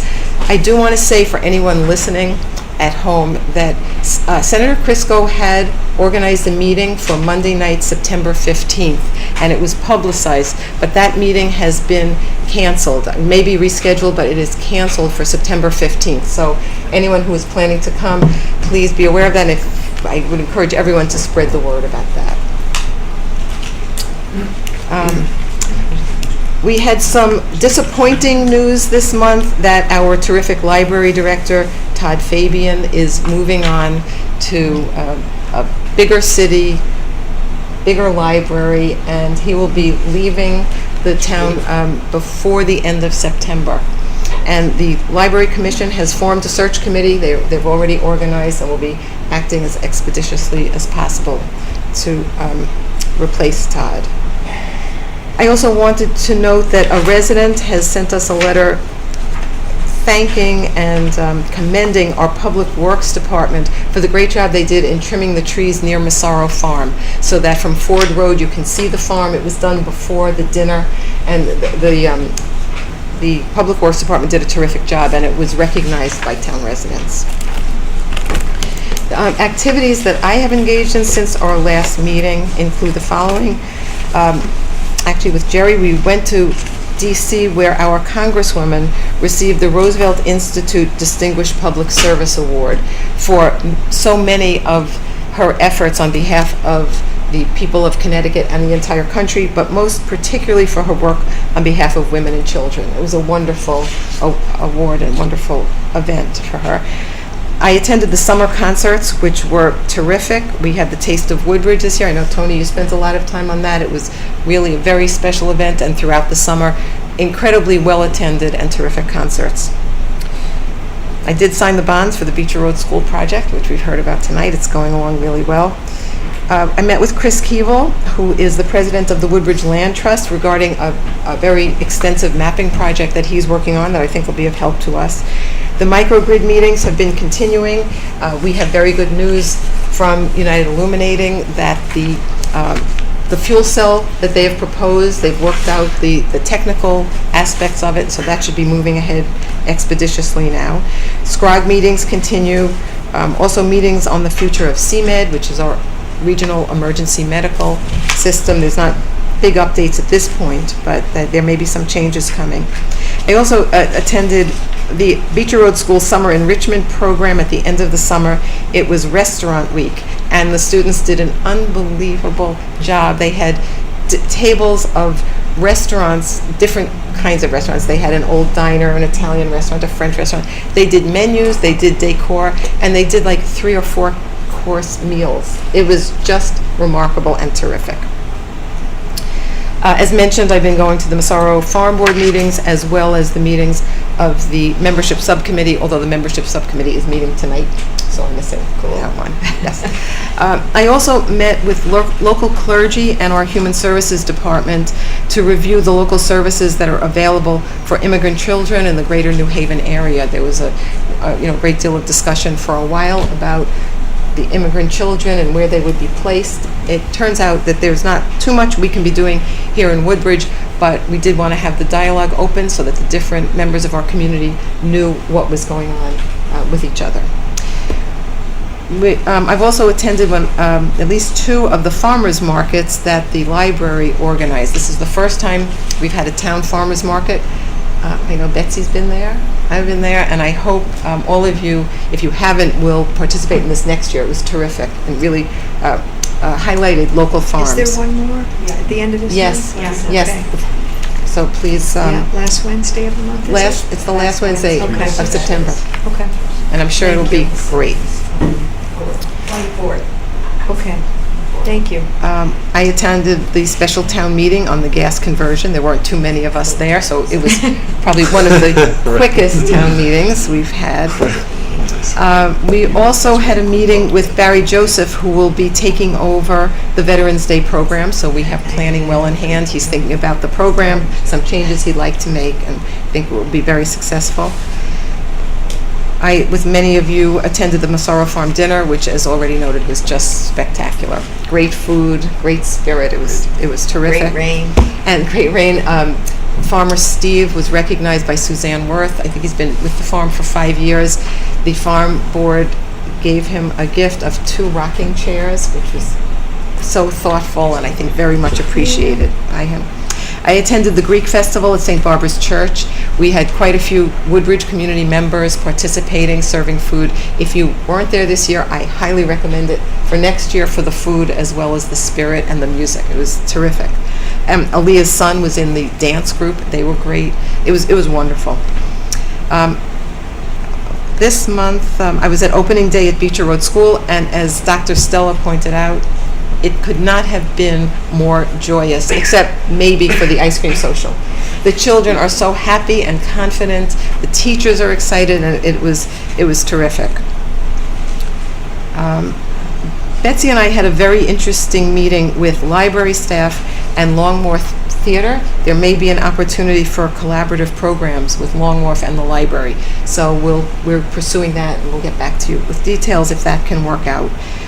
I was at the Woodbridge Park Association Open Space Photo Exhibit, which is celebrating the Park Association's 85th anniversary. I learned at that time that we have the 3rd oldest non-for-profit park association in the state of Connecticut. The photo exhibit is terrific. It's at the library in the meeting room, and I encourage you to have a look at that. I did attend the ice cream social, as I mentioned, which was terrific. And yesterday, the Garden Club of Woodbridge had a meeting where there was a demonstration of herbs, vinegars, and organic greens and the merits of organic ingredients. It was very well attended, and it was a terrific meeting as well. So it's been a busy time, and really these meetings give a good cross-section of all the terrific things happening in town. And if we can bring them together so the people who are doing one realize all the good things happening in the other areas, I think people will begin to see how many terrific things happen in Woodbridge. So that's my report, and now we have a little update on revaluation from Betsy Quist. Not nearly as interesting as you. I've been probably as many places as you've been. If not more, Betsy, if not more. Right. No ice cream. And I feel like I've been out a lot because I didn't know anything about Todd's resignation or Betsy's new haircut. Oh. It's beautiful, I love it. Good evening. I haven't seen you guys in a while. It's been a long process, and basically I have not been here probably in about 5 months. So Tony and I decided through a meeting that I probably should start coming to the Board of Selectmen now until the end of the revaluation process, just to make sure that everybody is updated, that you're all on the same schedule, and so in case you were ever asked by a resident what's going on, we all know what the process is. I just wanted to give you, I know the first time I came here I showed you a map of where we were, and it's kind of, I guess they always say a picture shows 1,000 words, and I raised this map to you guys the first time and said, this is where we are, and we've got a lot to do. So that's the map where we started, and here's where we are now. And the red means the inspections that have been done. We're not there yet. As Tony and I talked about today, we're about 450 shy, but we're almost there. But we filled an awful lot in if you put them side to side. Are you capturing those maps on the camera? In a that year, really tells the story. That's the story of revaluation in the town of Woodbridge. Oh, great. So, just to let you know that I've actually done something. Now we know where you were. From where I started to where I am. I mean, that's my journey. You know, you do your journey every month. That's my journey, and from where I started and where I am now. So, a couple things we talked about today, Tony and I, about what I want to give you a little bit of our timeline. We want to give you a little bit of the process of revaluation, where we're going to be, where we're going, just so you guys know, because you're going to have a lot of questions coming up in the months of November, December, January, when all the new values start coming out. You know, those are where you guys are going to start getting phone calls as the selectmen. Basically, in terms of revaluation, we looked at it as like a pie. It's just a new division of a piece of a pie. The town of Woodbridge, you know, we're our 3,691 parcels, and every time we do revaluation, every one of those parcels gets reevaluated. Their value changes, whether it's by $10, $100, $10,000, and it's just a shift of where everybody's value goes. And with that, it's not a shift of the amount of money that you all have to raise, because if we just have to raise $1 million in this town, it's just a little bit of a shift of where that money gets distributed. So the mill rate is really what's going to change. Everybody's values will change in some instance, a little bit up, a little bit down, depending on where we've gone in 5 years. The mill rate will change based on what the budget is for you and the Board of Finance. That's out of my hands. So everybody needs to know that a value, if I come and tell them that their value dropped $10,000, that doesn't mean their taxes are going down, unfortunately. Or if they raise $10,000, that doesn't mean their taxes are going up. It just means that according to the market in the town of Woodbridge, that's where they are right now. And that's what you need to explain to them, and it's not, you know, and then the mill rate is based on, again, on where we are in the budgetary process in the town of Woodbridge. And, you know, 1 year, the mill rate went down. We love that. I mean, that made my job really easy. But we also had a year where we went through revaluation. All the values went down. All the values went up and the mill rate went up, but we had the oil spill. So, you know, you had to compensate for something an unexpected thing that happened that we paid for. So, you know, we don't know where we're going to be. So that's and I want to come every month and make sure that you guys are always prepared to answer a question depending on what's going on. I have no idea where the values are. I haven't done any analysis. I've been a little busy doing inspections. But once I have those numbers, I will have them to Tony. Tony will have them to you, and you guys will be the first to know. And so basically what's going to happen, I hope to be done with all the inspections, and we call them informal hearing. Letters will go out at the end of November. Informal hearings is the time when a taxpayer can come, ask questions from an independent person. What's the process? What did they do? I don't think it's right. I look at my card, you say I have 3 bathrooms, I only have 2, and they question all that, and then we basically have about a month to shake all of the, the skeletons out of the closet and fix all the things that we think we didn't fix before. Then we send our final notices out, and then our Board of Assessment Appeals kicks in, which is our local board. And then they will go to our Board of Assessment Appeals. I said to Tony today, I don't foresee us asking for an extension, because that knocks everything off by 3 months. We don't want to do that. I'm doing the best I can. We're working Saturdays. We're doing what we can do to make sure that we're done. So the process fits because we have the grand list by the January 31st, which is the deadline. Yes. Then we can have a mill rate for the selectmen in February when you set the recommended budget to the Correct. Board of Finance. If there's That would help. if there's a delay, then we won't have a mill rate for you to Yeah, recommend. you don't want to That's delay. not good. Yeah. I've been here 20 years and I've never asked for an extension. I don't plan We on wanna doing start it now. Right. I don't want to start my downslide by asking for extensions. No. So, and everything looks good. I mean, I think we're doing okay.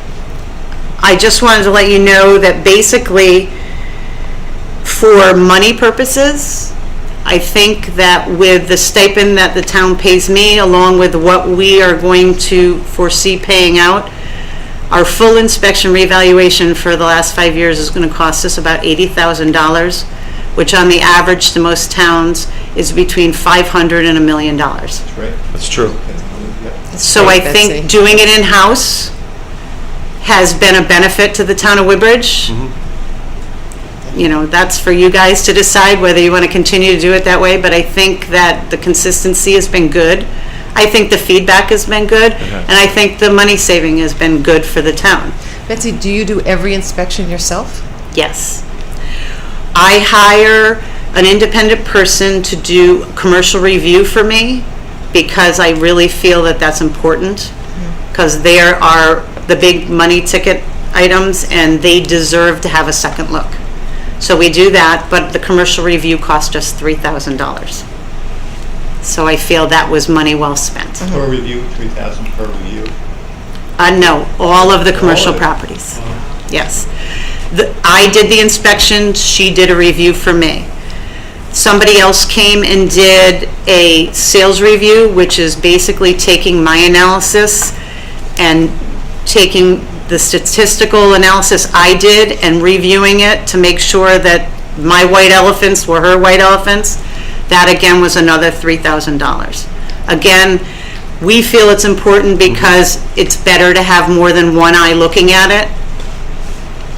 I look at a lot of things, and by the time, and you all know, by the time you finish looking at all those numbers, you're blind.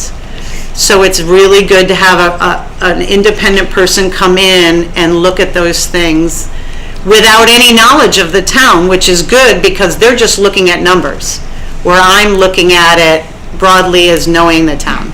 So right now, we have only spent,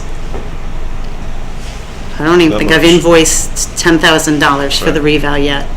So, Do you go to every, you don't go to every home. How does that work in terms of determining? the law requires us to do a revaluation every 5 years.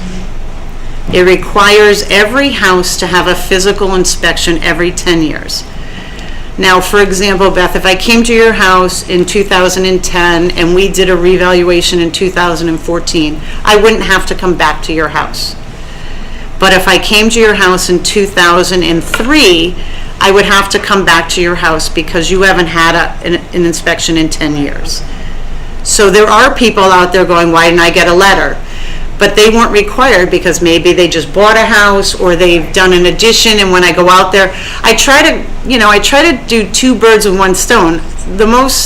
I don't want to keep coming back to you and interrupting your life. So if I'm out there in 2010, let me do a full inspection while I'm here, and you're good till 2020 under our statutes. And that's why we track it by those dates, so that some people got notices in 2010 that they needed inspections, even though it wasn't a reval time. But we had to inspect them to keep us in compliance with the state of Connecticut. That's interesting. Yeah, that is interesting. A few people asked me, so I thought. Yeah, no. You're speaking on camera, so you tell Yeah, the public. that people will be like, well, I didn't get one, but my neighbor got one. But they might remember, oh, she came to that's right, she came when we moved in 2010, right? Okay, So, thank you. yeah.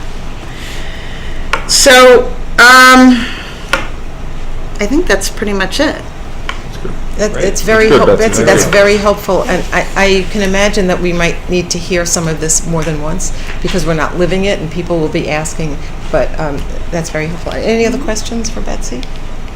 Yeah, no, I asked Jerry to put me as a standing agenda person until it's complete. I mean, they might not be as extensive as this, it's just maybe, hopefully next time I'll say, I'm all done, I'm not quite sure if that is, but in 2 times I might say that, but, and then once, the informal hearings happen, I'm sure you'll hear more than I hear, so. Right. Okay, well, thank you very much. Thanks. We appreciate your Thank you. coming. Okay, we're at item 19, which is Betsy Yagla's report. So I just want to give you guys a quick update on... Betsy, you probably need a microphone. Just want to give you a quick update on some of the communications that we've been doing. The Facebook page has been growing slowly. We have 185 fans. And the email listserv has grown much quicker. We're at 598 emails. And the email listserv is actually very successful. We have about a 50% open rate. Every time I send an email, I can see how many people open the email and how many people click on the different items. So 50% is amazing. I think the national average open rate for government is like 14%. So we've got a population that's eager for information. I would say it's a tribute to the information you're putting out, too, that you're doing a really good job. Thank you. If we're getting that response. Well, there's a lot of variety of things going on that I try to put in the newsletter. So we've got things coming up like the paper shredding that's coming up not this Saturday, but next Saturday. I'll be notifying people about the meeting cancellations, the 63, 67, to try and let more people. So there's a very good variety of things going on. So I'd like to encourage community organizations or other people to let me know about things because I can help spread the word. That's it. Thank you. Liaison reports. Tony, would you like to start? Sure. Okay. Let's see.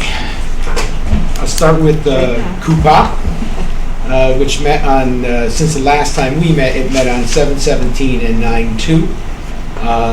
Their first meeting was a joint meeting with Conservation, which might have been the last joint one, certainly was the last scheduled joint one. They talked about the tree trimming and a few other issues, mostly about the 10-year plan of development. That's really why they were meeting most of the time together, was to go over the 10-year plan. They combined and separately have put together the report and sent it off. Gave it to both Jeff Kaufman of TP&Z and to Malone McBroom. And to that end, there is some concern from both committees that they get an opportunity to talk to Michael Looney and review the plan one final time before it's submitted. Michael from Malone McBroom did report to TP&Z this month with the chapter that happens to include all 3 of my commissions, COOPOP, Conservation, and Recreation. And all three commissions felt there's just some things that were either misinterpreted or something they'd like to just iron out, which Michael has been doing with TP&Z pretty much monthly when he comes up with a chapter. If there's some questions they have or change of wording, and he's been doing that. So I did ask him, and he did assure me that he would meet with all three commissions independently or what have you to review those.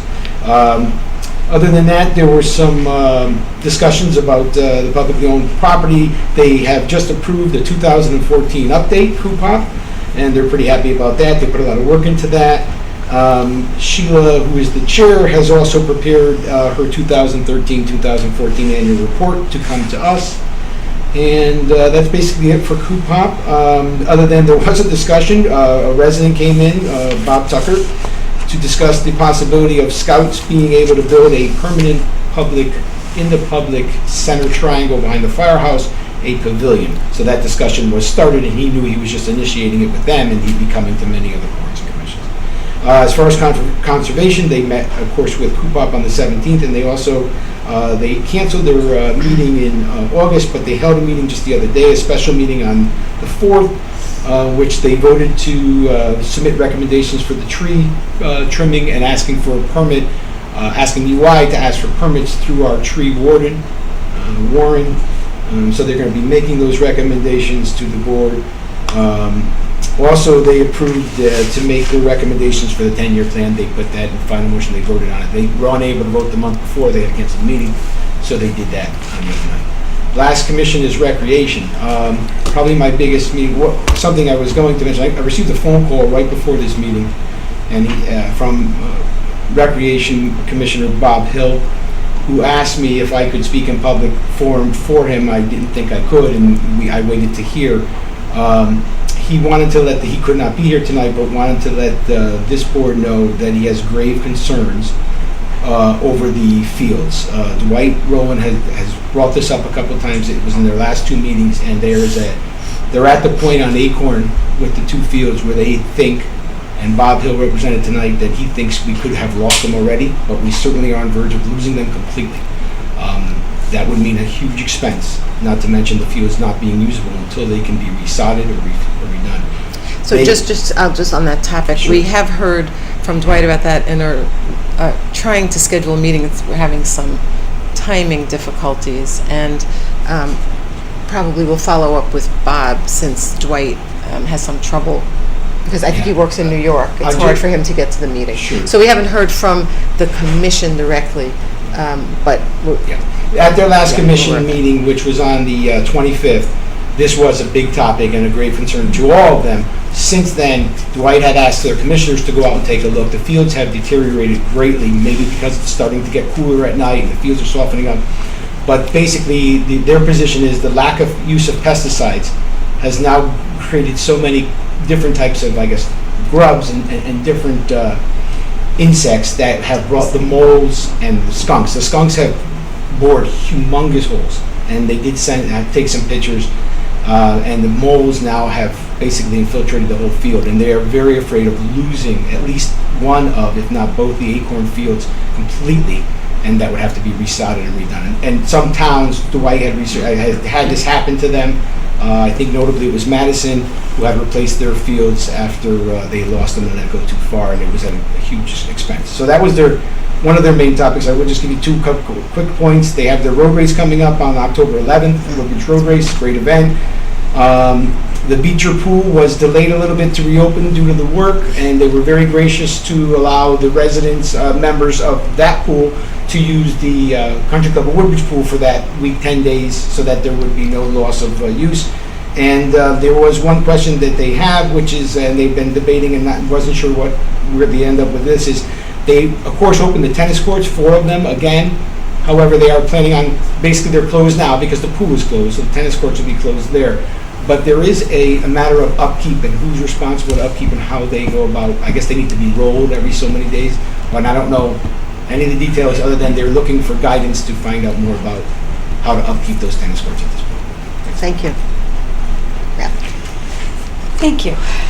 There was a special meeting of Town Plan and Zone on July 23rd, and they did after a public hearing, approved the application from Grimaldi's Pizza, so that will be coming soon. They wanted to modify the existing permit for a restaurant liquor establishment to include a bar.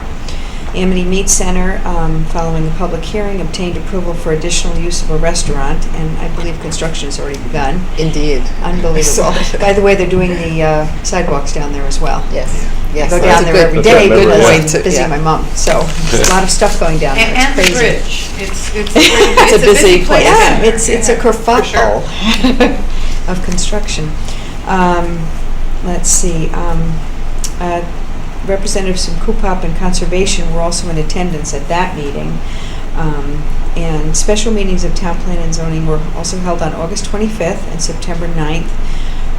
They've been very, very busy working on this updating of the town plan of conservation development. They're meeting with Malona McBroom. I think they had 3 meetings in 3 weeks. It's just crazy. I could not attend their regular meeting on September 2nd because I had another commitment. And interestingly, I believe a public workshop, you might want to put this up there, on the town plan of conservation development will be held on September 30th at 7 o'clock. Have you heard about that yet? No. That's the just charrette, Stephen. the charrette that's coming up. But I don't know. I don't know the date. date. It September just, they 30th? mentioned it last night, that September 30th at 7 o'clock in the center gym. Oh. Hot off the presses, so stay tuned. I hope I have it right. Fire Commission, Sean stole most of that, the exciting and the wonderful things. Paul Rossi was indeed there. And they did receive the lovely letter from the mother of that young victim at West Rock. It was just, it was a beautiful letter, and it was great. They did spend a good part of the meeting discussing Engine 7, which we have taken care of. No unexpected issues regarding the budget. And Fire Marshal Capucci, they hadn't met since July, so he's completed 189 inspections. He is rolling. So it's great. And another thing for the calendar, October 31st, which is Halloween, truck or treat that night. And I don't believe they're doing fireworks. They're not. I asked. I also have joined recently the Historic Homes of Woodbridge Book Committee, and it's very exciting. They're doing an update, and I'm on the committee. We met on August 18th, and it's a very exciting project. I'm sure you remember that book that listed all the historic homes. They're updating all the information as to new owners and things like that. And Sheila McCreven and I went out with her last week. We took photos as how the houses look now, and we're going to try to superimpose them. And she's got photos of some of the original owners of the home, and those are also going to go in the book. And there's a few additions to the project, and I would be remiss if I didn't, I got yelled at to remember to say, anyone who wants to submit anything has to be in by September 16th. So that has to go out to the general public, and, but the homeowners are very cooperative. Initially, when you pull up, and, why are you taking a picture of my house? But then when we say who we are, they had gotten letters, so they know we're there. And it's just a very exciting committee, and our next meeting is on September 16th. And that's my report. Thank you, Beth. Thank you. Susan? I managed to miss all my I don't have a report. Oh, right. Well, at That 10 is when you after go. 9, we're sorry. I was away. It's my job, I'm sorry. Well, I feel like I'm being set up. I'm trying to speed through it. What did he say? If I'd known, I would have saved Susan for last. But for me to report on the Woodbridge Board of Education while the chairman is in the audience. Whoa, she's watching. And after the superintendent presented earlier this evening, I feel like I'm being set up. But I'll just tell you, they gave a very thorough report. what I understand is the construction project made good progress over the summer, that the resumption of classes went smoothly, and that everyone ate ice cream. One night last week. A lot of gummy bears. And the Woodbridge Board of Ed is scheduled to meet again Monday night. As for the Amity Board of Ed, it did not meet in July, but at its August meeting, two things of note. First, there was a surplus after the FY14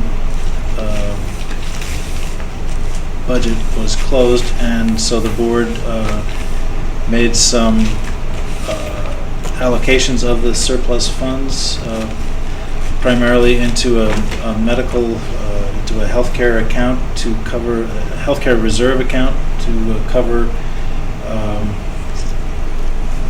don't want to say anticipated liability, but to cover its risk, I guess, that was, that was determined.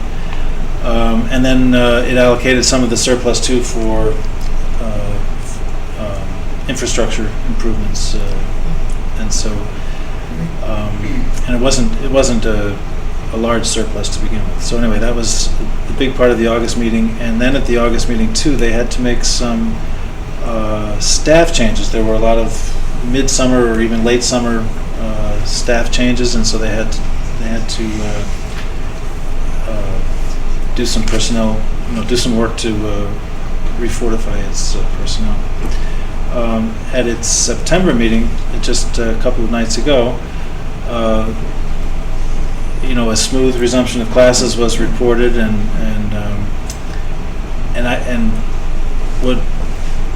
what I think is of particular note, at least as far as Woodbridge is concerned, is, as Jerry pointed out, Amity is a regional board, and Woodbridge hosts the flagship school and the district offices, but it is a regional entity, and that regional entity really did Woodbridge a favor this summer by hosting the summer enrichment program from Beecher Road School and the Woodbridge Recreation program, and did so graciously and willingly, and was able to adjust all of its custodial work, all of its scheduled summertime custodial work, to concentrate on the middle schools while the high school was hosting Woodbridge specific programming, and then all the middle school custodial staff came to the high school to make a concentrated effort here in August after the programming was over. So it was a terrific example of cooperation and hospitality, really, for this regional entity to help our Woodbridge specific programming. And I guess that was really the biggest deal for Monday, so I'll quit. Thanks. Thank you. Is there a motion to adjourn? So moved. Second? All those in favor? Aye. Aye. Thank you all very much.